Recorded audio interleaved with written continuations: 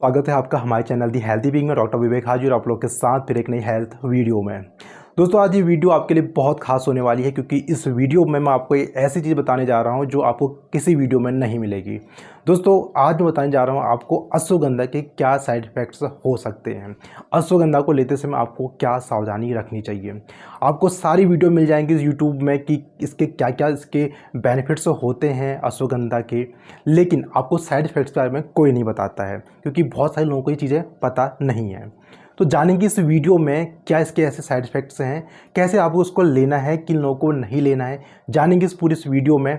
और video start करने से पहले अगर आप चैनल पर नए हैं तो लाइक जरूर कीजिए, सब्सक्राइब कीजिए चैनल को ताकि हमें भी मोटिवेशन मिलते रहे। तो चलिए शुरू करते हैं बिना किसी देरी के।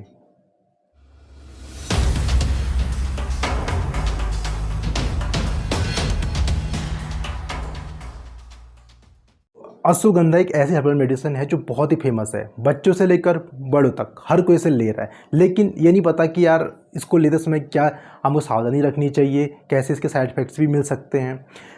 एक चीज़ तो ये बात है कि जो छोटे बच्चे हैं या फिर जैसे 20-30 साल के जो भी लोग हैं, युवा लोग हैं, अगर वो लेते हैं वो लोग फिट रहते हैं, उन्हें कोई दवाई नहीं ले रहे हैं, उन्हें कोई प्रॉब्लम नहीं है, वो अगर लेते हैं तो उन्हें कोई साइड इफ़ेक्ट देखने को नहीं मिलते हैं।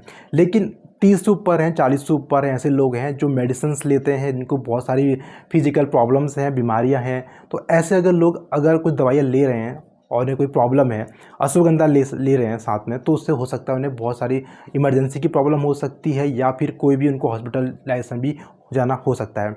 तो ऐसे में आप लोगों को इस चीज़ों को हमेशा ध्यान रखना चाहिए कि अश्वगंधा के क्या क्या साइड इफ़ेक्ट्स होते हैं।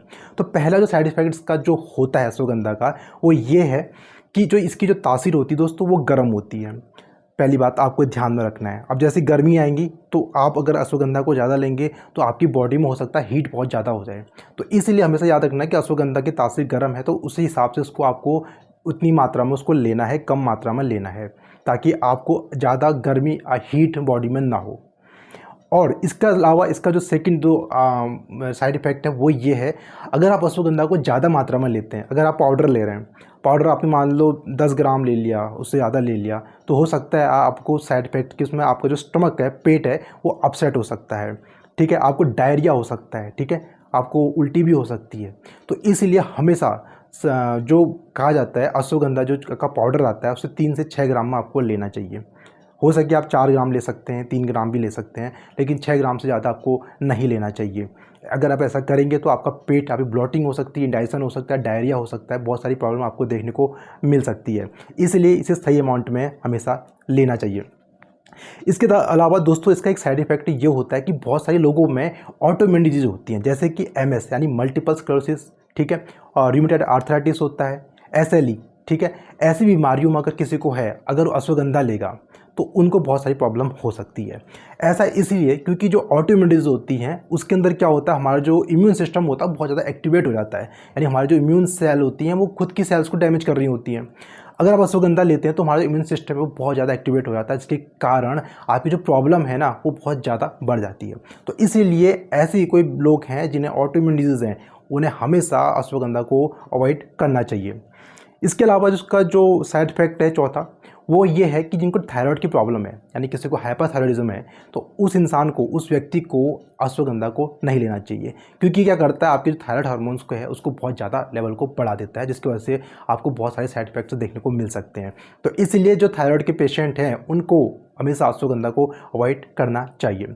इसके अलावा दोस्तों एक बहुत इंपॉर्टेंट चीज़ ये है कि मान लो किसी की सर्जरी हो रही है, ठीक है, मान लो किसी की सर्जरी होने वाली है, तो उसको अश्वगंधा का कुछ टाइम अवॉइड करना चाहिए। ऐसा इसलिए क्योंकि जब सर्जरी होती है तो उस समय इंसान को एनेस्थीसिया लगता है। एनेस्थीसिया के कारण क्या होता है, इंसान सेडेशन में जाता है, यानी उसका जो दिमाग होता है वो थोड़ा सा एकदम स्लो हो जाता है, उसके जो एक्शंस होते हैं वो एकदम स्लो हो जाते हैं, ठीक है। तो अब अगर इंसान क्या करेगा, अश्वगंधा लेगा, जो अश्वगंधा क्या करता है आपके माइंड को शांत करता है, यानी डबल इफेक्ट आपका पड़ रहा है, एनेस्थीसिया का इफेक्ट पड़ रहा है, अश्वगंधा का इफेक्ट पड़ रहा है। तो इंसान क्या होगा, जब एनेस्थीसिया से रिकवर होगा तो उस समय से बहुत दिक्कत होगी। तो इसलिए अगर आपके सर्जरी आपकी होनी है तो डॉक्टर को ज़रूर बताना चाहिए कि हम अश्वगंधा का यूज कर रहे हैं, और उससे पहले उसको बंद करना भी बहुत ज़रूरी होता है।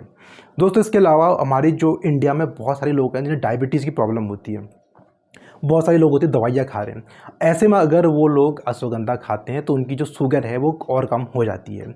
मान लीजिए कोई अपनी मेडिसिन खा रहा है, एलोपैथिक मेडिसिन खा रहा है या फिर आयुर्वेदिक मेडिसिन कोई भी खा रहा है, अगर वो क्या कहता है अश्वगंधा भी लेगा तो उसकी जो शुगर है अचानक से नीचे और हो सकती है, जिसके कारण उसे क्या हो सकता है, उसे फेंटिंग हो सकती है, वो बेहोश हो सकता है, अनकॉन्शियस हो सकता है। तो ऐसे पेशेंट को, डायबिटीज़ के पेशेंट हैं, अगर आपके कोई रिलेटिव हैं, कोई भी आपके जान पहचान का, तो उसे बताइए कि भाई अश्वगंधा ले रहे हो तो एक बात ध्यान रखना कि आपकी शुगर को कम कर सकता है। ऐसा करके आप उसको जिसकी ज़िंदगी बचा सकते हैं। ऐसा आप ज़रूर कीजिए, ऐसे शेयर कीजिए इस वीडियो को। इसके अलावा दोस्तों इसका एक साइड इफेक्ट ये होता है, अगर जो मान लो हाइपरटेंशन के भी बहुत सारे पेशेंट हमारी इंडिया में होते हैं, अगर वो हाइपरटेंशन की मेडिसिन ले रहे हैं, अगर वो लोग अगर अश्वगंधा को लेते हैं तो क्या होता है कि आपकी तो दवाइयाँ ले रहे हो, अगर मान लो कोई दवाइयाँ ले रहा है, हाइपरटेंशन की दवाई ले रहा है, तो क्या होगा, एक तो जो दवाई की वजह से उसका जो उसका बीपी होगा वो कम होगा। अश्वगंधा लेगा तो अश्वगंधा की वजह से भी उसका बीपी और कम होता है, जिसकी वजह से क्या हो सकता है, उसको और दिक्कतें हो सकती हैं, यानी वो हाइपरटेंशन में जा सकता है। तो ऐसे ऐसे लोगों को हमेशा क्या करना चाहिए कि उन्हें ध्यान रखना चाहिए कि अगर आप दवाइयाँ ले रहे हैं तो अश्वगंधा को आपको कम मात्रा में लेना है, ज़्यादा मात्रा में नहीं लेना है, और अपने आप को, अपना बीपी को देखते रहना है। ये तो हो सकता है आपको आप हाइपरटेंशन में जा सकते हैं, बाद में आगे जाके आपको शॉक भी हो सकता है। तो इसलिए चीज़ का आपको ध्यान हमेशा रखना है दोस्तों। इसके अलावा अगर मान लो कोई व्यक्ति कोई सेडेशन की मेडिसिन ले रहा है, कोई ऐसी मेडिसिन ले रहा है जो ट्रैंक्विलाइजर्स मेडिसिन होती हैं जिसमें मान लो किसी को नींद नहीं आ रही है, ठीक है, अगर ऐसे में कोई मेडिसिन ले रहा है, अगर अश्वगंधा भी लेगा उस समय, तो उसकी वजह से क्या होगा, उसका जो दिमाग होगा वो बहुत ज़्यादा सेडेट हो जाएगा, जिसके कारण उसे नींद बहुत ज़्यादा आने लग जाएगी। क्योंकि जो अश्वगंधा होता है आपके दिमाग को बहुत काम करता है, आपको शांत करता है। अगर आप पहले से कोई मेडिसिन ले रहे हैं, ऐसी कोई मेडिसिन जो दिमाग को शांत कर रही हैं, तो उसकी वजह से उसका डबल इफेक्ट पड़ जाता है, जिसकी वजह से क्या होता है, इंसान ज़्यादा नींद में जा सकता है, ठीक है, बहुत ज़्यादा दिक्कतें हो सकती हैं। मान लो कोई अल्कोहल ले रहा है, उसको भी हमेशा अवॉइड करना चाहिए, क्योंकि अल्कोहल पीते ही इंसान थोड़ा सा क्या होता है, स्लीपीनेस तो उसके अंदर आ जाती है। अगर अश्वगंधा और ले रहा है तो उसके अंदर थोड़ा उसके अगर वो कॉम्बिनेशन करेगा तो दिमाग उसका और ज़्यादा स्लो हो जाएगा, यानी सेडेट हो जाएगा दिमाग, उसके उससे क्या होगा, उसको और ज़्यादा नींद आ सकती है, यानी उठने में उसे बहुत दिक्कत हो सकती है।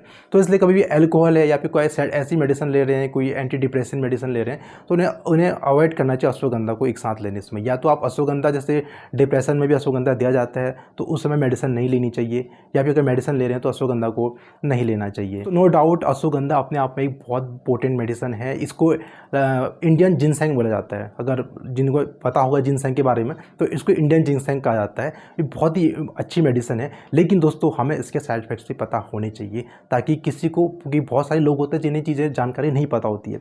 एज ए डॉक्टर हमारा एक क्या कहते हैं कर्तव्य है कि आपको ये चीज़ें बताना।